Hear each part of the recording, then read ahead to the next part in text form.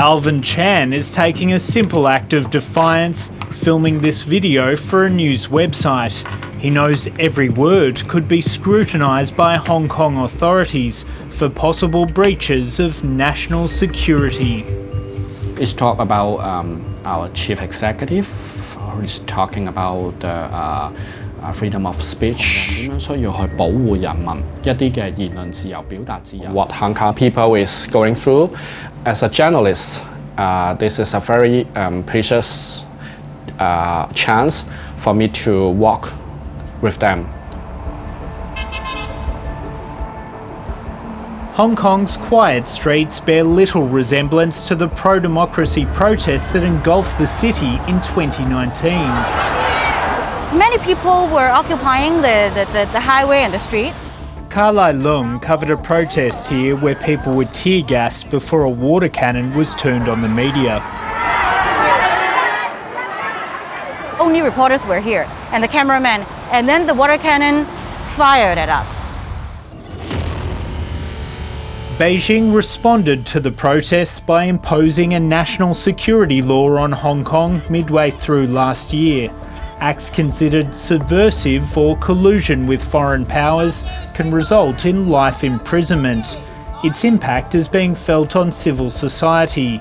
A teachers' union has disbanded and pro-democracy activists and media figures have been arrested. The question of how long we could tolerate such a gaping hole in national security has to be asked and answered. Like most other national security laws elsewhere in Australia, in the US or what have you, these laws are meant to be tough and meant to be very extensive and meant to be very sort of draconian.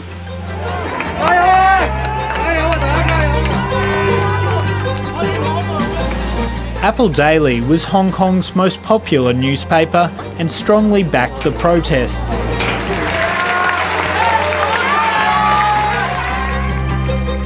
Well, the paper report. Founder Jimmy Lai spoke to 730 2 years ago when he was a free man. We feel that we are standing on people's side. Apple Daily was targeted in 2 police raids, resulting in Jimmy Lai and other staff being arrested. In late June, the board decided to shut the paper down. Pro-Beijing politician Paul Zare is a staunch critic of the paper. It has been publishing contents and articles and what have you, which might be considered to be subversive, sort of inciting other countries' foreigners to sanction Hong Kong, to sanction the Chinese government.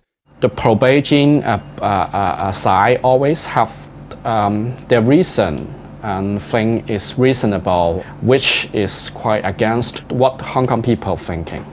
If you try to share something against them, you'll be maybe attacked or, just facing some dangers.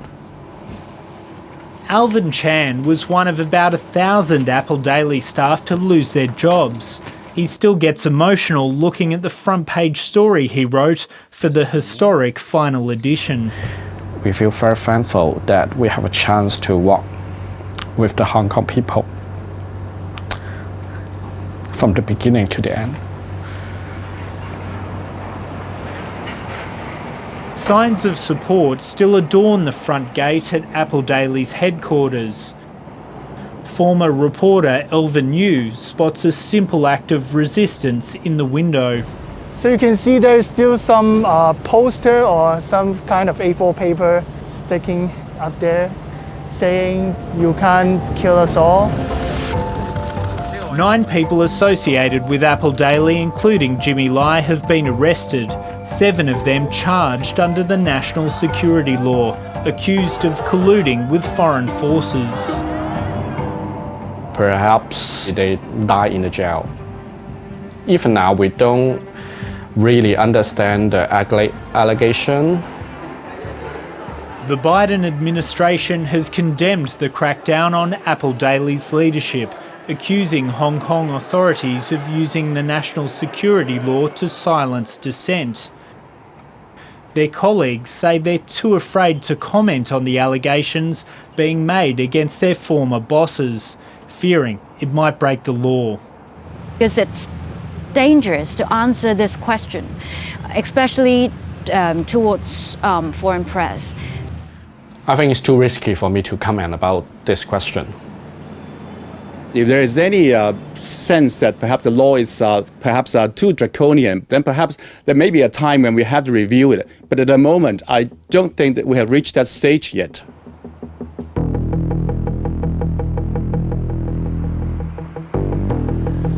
While other media outlets continue their reporting under pressure, concerns remain about whether the future of a free press is being seriously undermined. It is pretty likely that another Apple Daily incident would occur in the future, because I would consider the NSL, the National Security Law, as the biggest damage to the whole industry. I'm very pessimistic about that. There would be no more freedom of press and no more freedom of speech, I guess.